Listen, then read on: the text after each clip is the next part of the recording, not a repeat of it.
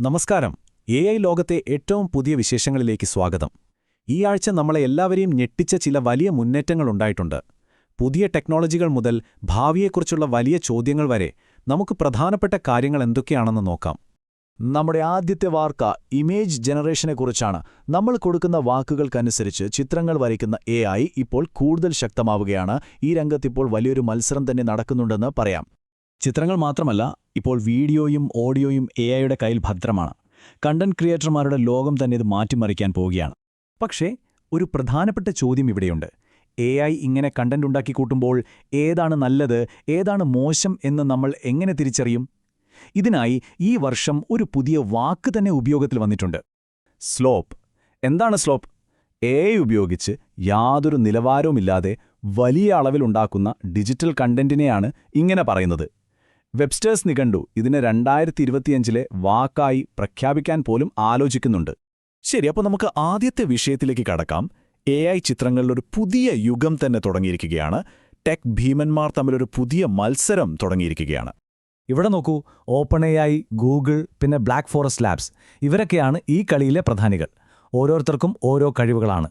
ചിലർ എഡിറ്റിംഗിൽ പുലികളാണെങ്കിൽ മറ്റു ചിലർ പൂജ്യത്തിൽ നിന്ന് പുതിയ ചിത്രങ്ങൾ ഉണ്ടാക്കുന്നതിലാണ് മിടുക്കർ. എന്നാൽ ഒരു പ്രശ്നമുണ്ട്.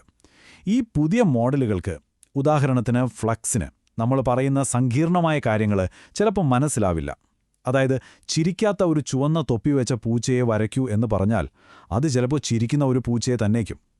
നേരെ മറിച്ച് ഓപ്പൺ മോഡൽ ഈ കാര്യത്തിൽ കുറച്ചുകൂടി മിടുക്ക് കാണിക്കുന്നുണ്ട്. ചിത്രങ്ങളിൽ നിന്ന് നമുക്കിനി ചലനങ്ങളിലേക്കും ശബ്ദങ്ങളിലേക്കും വരാം. അടുത്തത് വീഡിയോയുടെയും ഓഡിയോയുടെയും ലോകമാണ്. ഇവിടെയും വലിയ വിപ്ലവങ്ങൾ സൃഷ്ടിക്കുകയാണ്. ഒന്നാലോചിച്ച് നോക്കൂ. ഫോട്ടോഷോപ്പിൽ നമ്മൾ ചിത്രങ്ങളെ ലെയറുകളായി തിരിക്കുന്നതുപോലെ ഒരു ഓഡിയോ ഫയലിലെ ഓരോ ശബ്ദത്തെയും, അതായത് സംഭാഷണം, സംഗീതം, മറ്റു ഒച്ചകൾ, ഇങ്ങനെ വേർതിരിക്കാൻ പറ്റിയാലോ? അതാണ് മെറ്റയുടെ പുതിയ ടൂൾ ചെയ്യുന്നത്.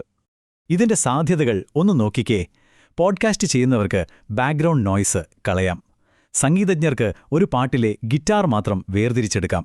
ശരിക്കും ഇതൊരു ഗെയിം ചേഞ്ചർ തന്നെയാണ്. വീഡിയോ എഡിറ്റിംഗ് ഇത്രയും സിമ്പിളാകുമെന്ന് ആരെങ്കിലും കരുതിയോ? അഡോബിയുടെ ഫയർഫ്ലൈയിൽ വീഡിയോയുടെ എഴുത്തുരൂപം, അതായത് ട്രാൻസ്ക്രിപ്റ്റ് നോക്കി അതിലെ വാക്കുകൾ വെട്ടിക്കളഞ്ഞാൽ മതി. ആ ഭാഗം വീഡിയോയിൽ നിന്നും അപ്രത്യക്ഷമാകും. അത്രയേ ഉള്ളൂ. പക്ഷേ ഈ ആഴ്ചയിലെ താരം ഇതൊന്നുമല്ല. അത് ക്ലൈങ് എന്ന കമ്പനിയാണ്. അവരുടെ ലിപ്സിംഗ് ടെക്നോളജി സത്യം പറഞ്ഞാൽ വിശ്വസിക്കാൻ പ്രയാസാണ്. ആര് സംസാരിക്കുന്നതാണെന്ന് കണ്ടുപിടിക്കാൻ പോലും പറ്റാത്ത അത്രയ്ക്ക് പെർഫെക്റ്റ്. ഇതിലെ ഏറ്റവും കിടിലൻ ഫീച്ചർ എന്താണെന്ന് വെച്ചാൽ, ഒരു വീഡിയോയിലുള്ള ആളുടെ ചലനങ്ങൾ, മുഖഭാവങ്ങൾ, കൈകളുടെ ചലനങ്ങൾ വരെ അതേപടി ഒരു ഫോട്ടോയിലേക്ക് പകർത്താൻ ഇതിന് കഴിയും. അതായത്, ഒരു നിശ്ചല ചിത്രം ജീവൻ വെച്ച് സംസാരിക്കുന്നതുപോലെ. അവിശ്വസനീയം. ഓക്കെ, അപ്പോൾ ഈ കാണുന്ന മാജിക്കിനൊക്കെ പിന്നിൽ പ്രവർത്തിക്കുന്ന തലച്ചോറുകളുണ്ടല്ലോ, അതായത് ലാംഗ്വേജ് മോഡലുകൾ, അവയ്ക്കും കിട്ടിയിട്ടുണ്ട് ഒരു ഉഗ്രൻ അപ്ഗ്രേഡ്. ഗൂഗിളിന്റെ പുതിയ ജെമിനി 3 ഫ്ലാഷ് മോഡൽ.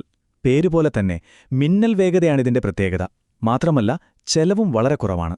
അതായത്, ശക്തമായ ഇനി കുറച്ചുകൂടി സാധാരണക്കാർക്ക് അന്തുപാടിലാകും. ഇവിടെ ഒരു കണക്ക് നോക്കാം. ജെമിനി പ്രോ മോഡലിന് നല്ല ചെലവുണ്ട്, പക്ഷെ പ്രകടനവും ഗംഭീരമാണ്. എന്നാൽ ഫ്ലാഷ് മോഡലിന്റെ ചെലവ് അതിന്റെ 4-1 മാത്രമേ ഉള്ളൂ.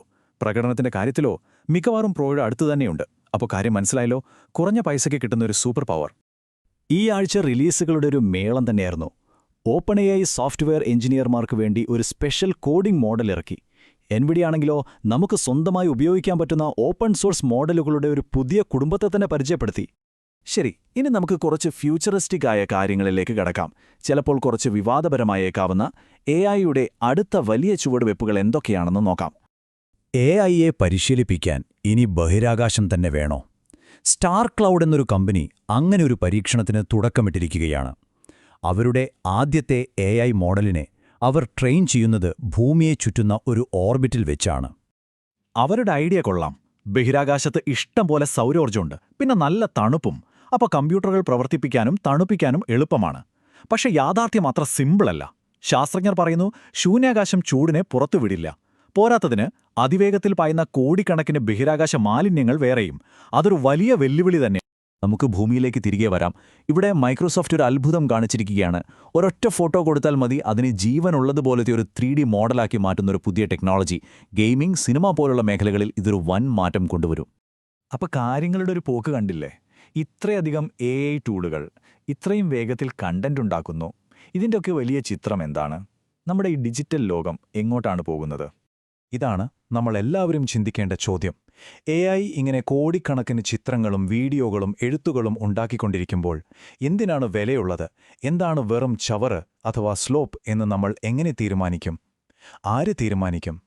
ഇതിനൊരുത്തരം കണ്ടെത്തേണ്ടത് അത്യാവശ്യമാണ്.